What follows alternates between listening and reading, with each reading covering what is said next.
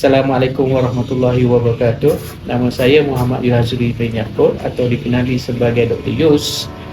Telah berkhidmat lebih kurang 17 tahun di UTM dan bersamaan lebih kurang 5 tahun di industri, terutamanya industri mekanikal, pembuatan komposit, kapal terbang dan sebagainya.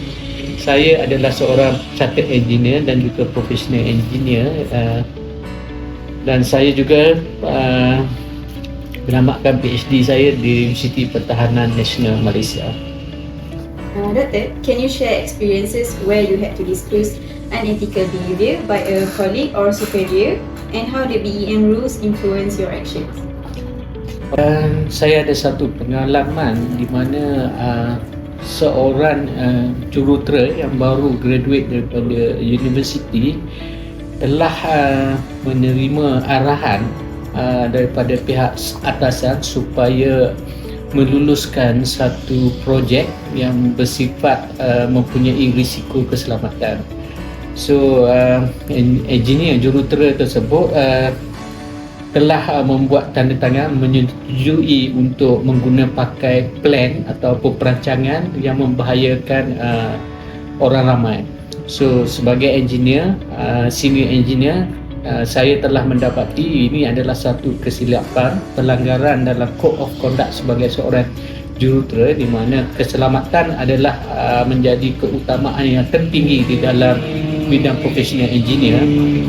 Maka saya telah membuat gesaan dan memanggil jurutera tersebut, membuat teguran supaya menarik balik ataupun membatalkan tanda tangan bagi tujuan keselamatan dan menerangkan risiko dan akibatnya.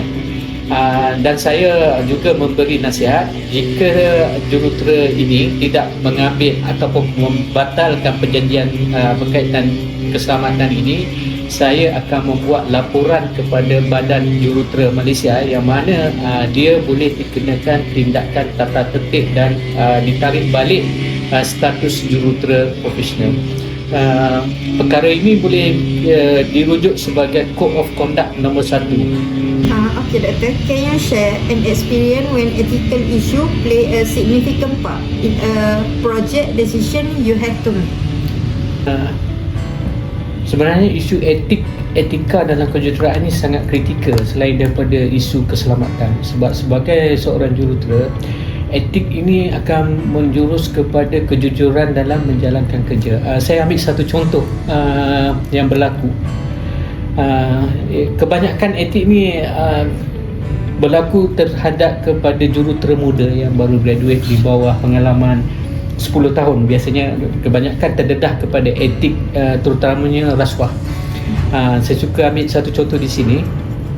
Satu orang jurutera muda telah diarahkan oleh bosnya untuk mempercepatkan proses kelulusan tender. So ada satu customer sanggup untuk membayar beberapa ratus ribu supaya tender tersebut dipercepatkan dan mendapat sokongan kelulusan daripada pihak syarikat, iaitu daripada bosnya.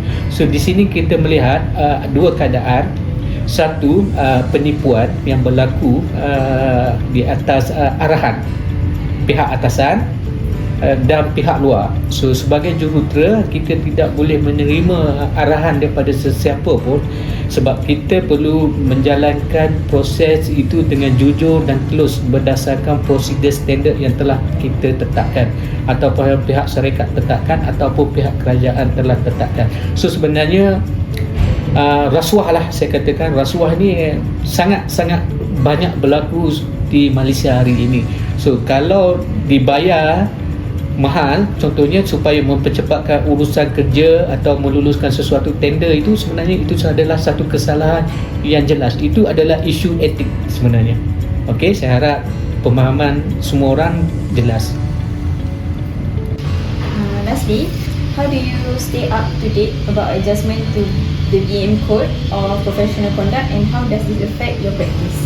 Okey, BEM Code of Conduct ni sebenarnya telah lama diwujudkan since daripada penubuhan Board Engineer di Malaysia.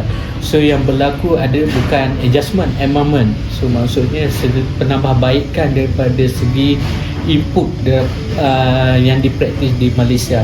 So sebagai seorang jurutera yang baik, mesti ingat 5 canon utama dalam Code of Conduct Board Engineer Malaysia, iaitu berkaitan safety, etika dan lain-lain lagi lah. So 5 prinsip asas Code of Conduct. So dengan pemerhatian dan terlibat secara langsung dengan projek ini, akan kita praktis lah Code of Conduct.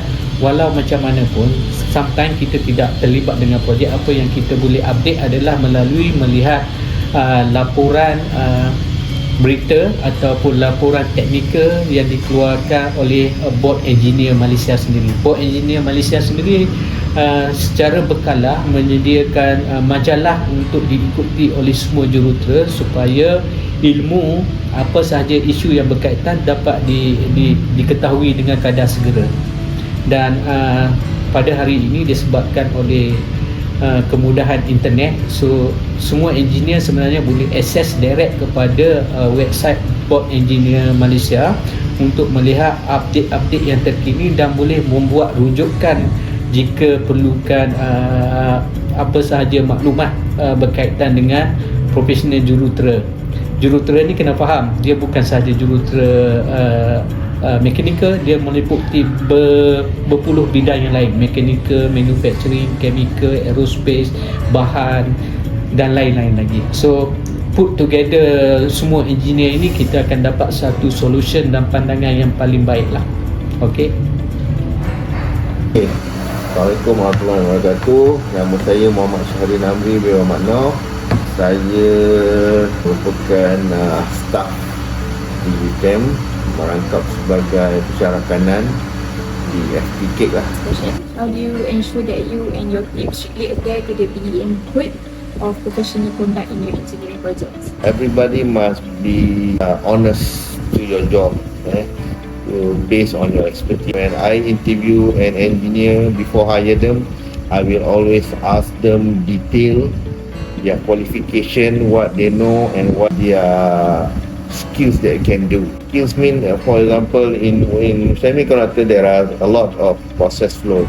Starts with wafer mounting, wafer dicing, die attach, wire bonding, and which process that they know most. Alright, so sometimes people they say they know all because they want the job, but when we test them, they only know few only. So that is how I treat all the engineers.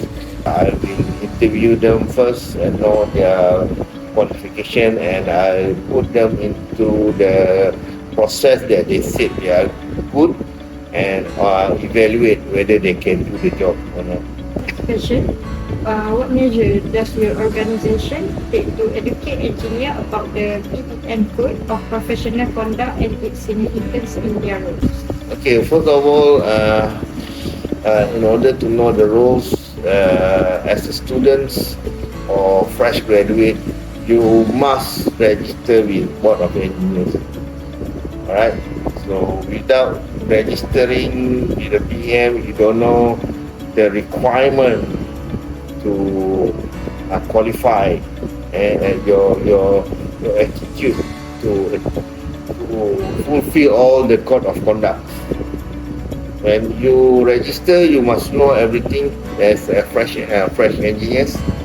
You must know all the requirements, and from there we will check back for whether you are fulfilling all the requirements and what all your behaviors, the work of attitude. Then from there we can know whether they are following through the guidelines.